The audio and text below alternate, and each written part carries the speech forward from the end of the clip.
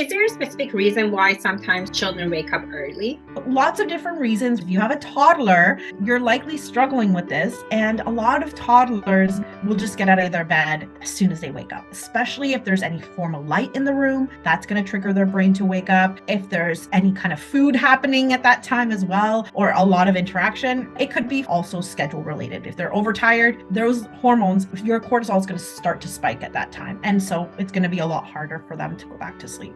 Just like us, we're like up for the day. There's no way we're going back down to sleep. The other thing is, if they're getting a lot of sleep during the day, you're going to expect some early morning. But all of these reasons have a solution to them. It's just a matter of asking the right questions and figuring out what is happening so we can prevent that from happening. And then how do we encourage our toddlers to stay in their bed? I love toddler clocks for ages 3 to 5. And if it's a baby, then they're waiting to get them up for the day is going to be important as well, so that we can set their internal clocks.